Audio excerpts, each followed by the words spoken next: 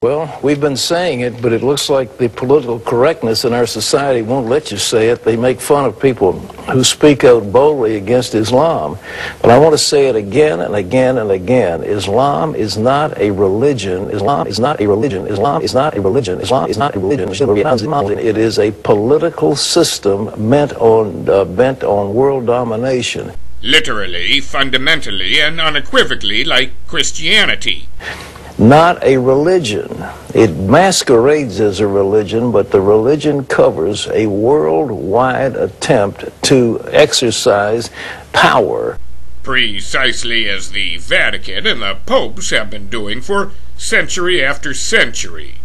And to subjugate the world to their way of thinking.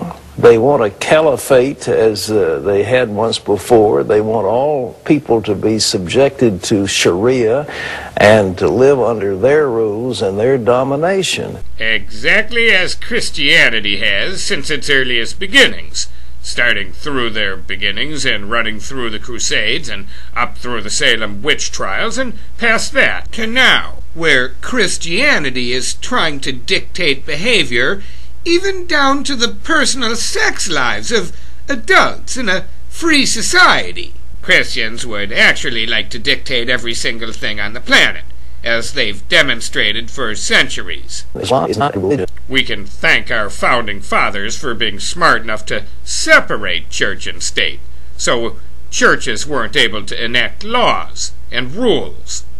It is every bit as insidious as communism, perhaps more so. But not as devious, insidious, or treacherous as Christianity. But to say, well, it's a religion and you should leave religion alone, that's just not the way it works. Actually, due to a separation of church and state and the United States Constitution, that's exactly the way it works. Americans have the freedom to express themselves through whatever religion they choose, or whatever religion they choose not to choose. It is a struggle, and Bernard Lewis is one of the most eminent scholars in the world. And his radical right-wing theories were rejected and refuted entirely by Palestinian-American and eminent scholar Edward Wadi Said on this subject.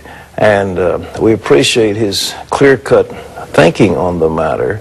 But for those who don't have any faith, let me tell you, what they're going to do to you will be more horrible than anything you can imagine. Although Pat Robertson has absolutely no evidence whatsoever to support this claim, he is still alleging that it's worse than being cast into a lake of fire. For those who don't have any faith, let me tell you, what they're going to do to you will be more horrible than anything you can imagine. Which is what befalls you if you're living in the Christian fantasy world. And you'd better understand that Christianity is the way to freedom and not to slavery. This other thing is the way to slavery, not freedom.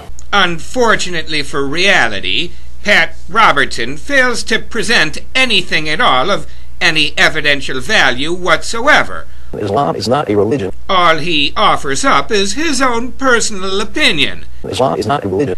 Based on having read a book of fiction, and then trying to apply it to reality, based on his own personal disposition, family upbringing, background, education, and all the other personal circumstances of his life, and the way he was raised. Again, having no bearing on reality whatsoever. So, Pat Robertson and his hoo-ha can be dismissed very easily. He's just an idiot spouting opinion. Hostile opinion that goes against the United States Constitution. But I want to say it again and again and again. Islam is not a religion. Islam is not a religion. Islam is not a religion. Islam is not a religion. Islam is not a religion.